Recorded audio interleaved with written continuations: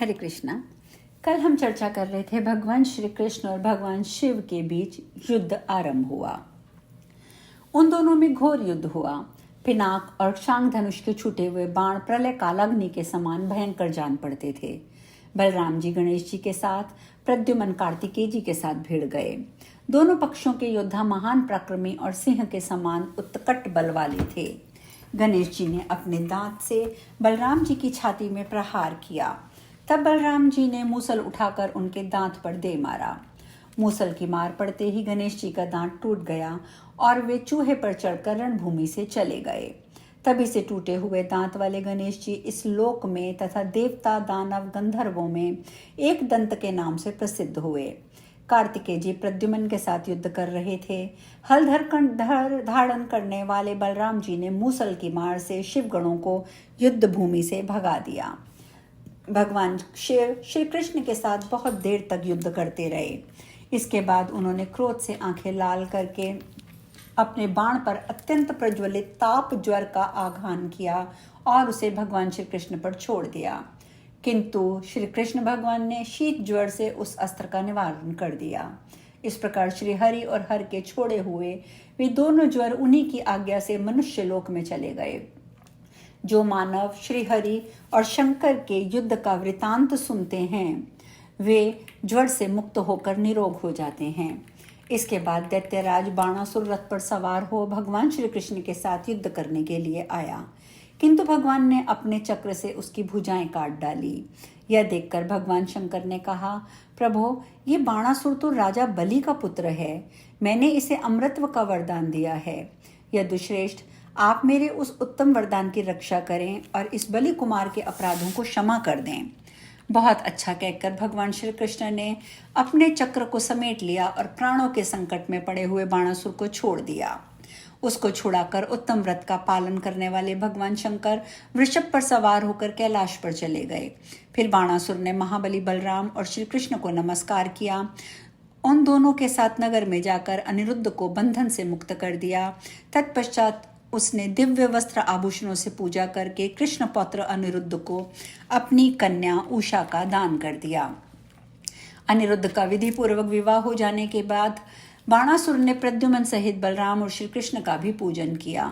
फिर भगवान जनार्दन उषा और अनिरुद्ध को एक दिव्य रथ पर बिठाकर द्वारका की ओर प्रस्थित हुए। बलराम, प्रद्युमन और सेना के साथ श्रीहरि ने अपनी रमणीयपुरी में प्रवेश किया। वहां अनिरुद्ध अनेक रत्नों से निर्मित मनोहर भवन में बाणपुत्री उषा के साथ भांति भांति के भोगों का उपभोग करते हुए निरंतर प्रसन्नतापूर्वक निवास करने लगे। महादेव जी आगे कहते हैं, पार्वती, काशी का राजा पौंड्रक वासुदेव काशीपुर के भीतर एकांत स्थान में बैठकर 12 वर्षों तक बिना कुछ खाए पिए मेरी आराधना में संलग्न हो पंचाक्षर मंत्र का जाप करता रहा।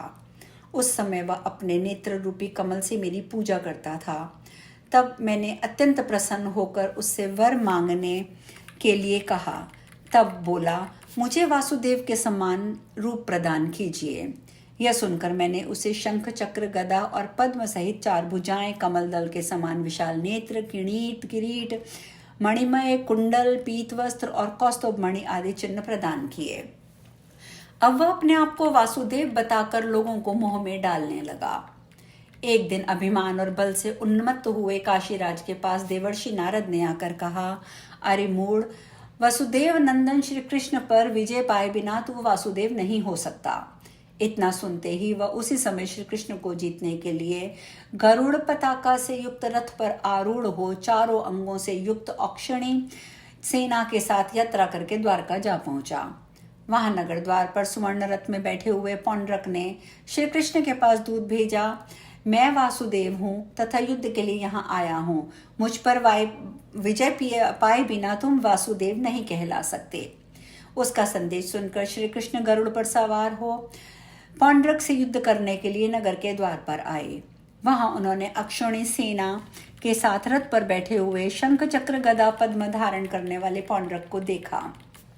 फिर तो शांग धनुष हाथों में ले प्रलयाग्नि के समान तेजस्वी बाणों से रथ, हाथी, घोड़े और पैदल सहित उसकी बहुत बड़ी अक्षौहिणी सेना को भगवान ने 2 ही घड़ी में भस्म कर डाला।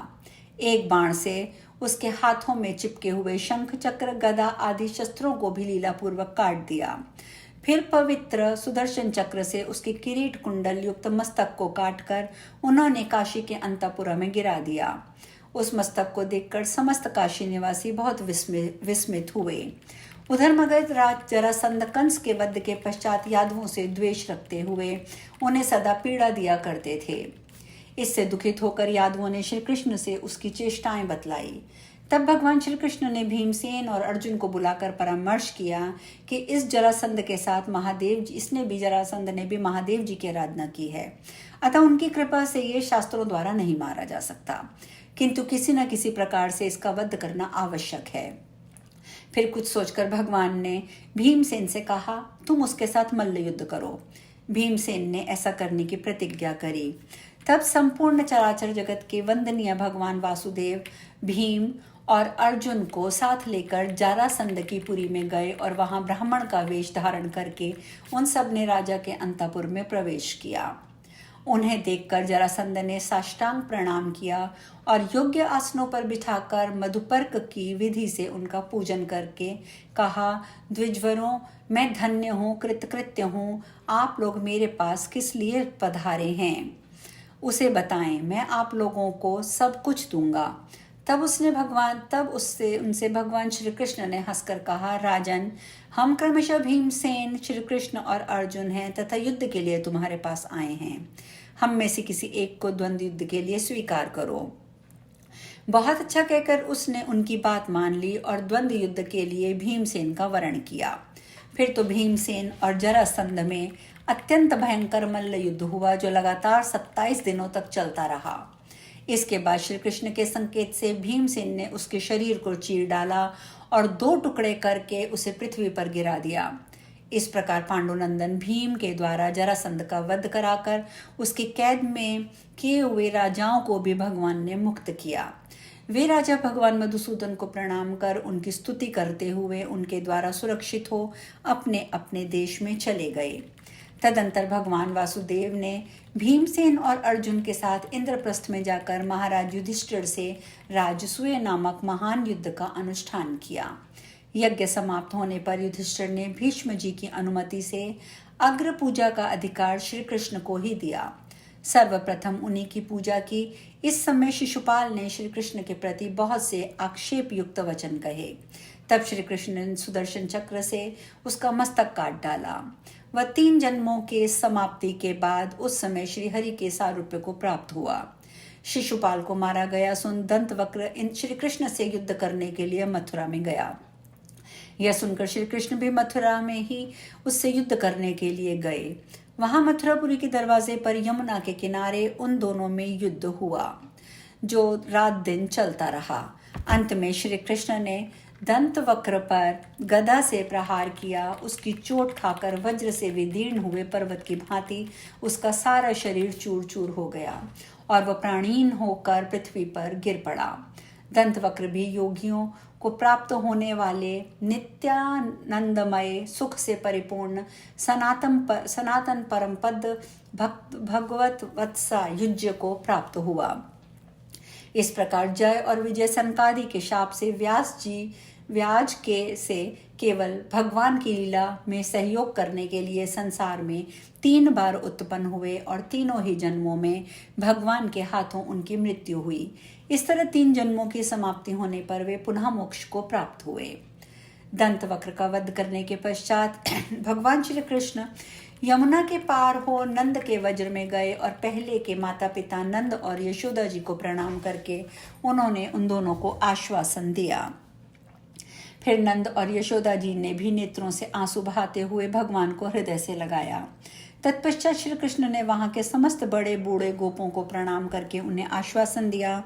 बहुमूल्य वस्त्र, रत्न, आभूषण आदि देकर व्रज के समस्त निवासियों को संतुष्ट किया।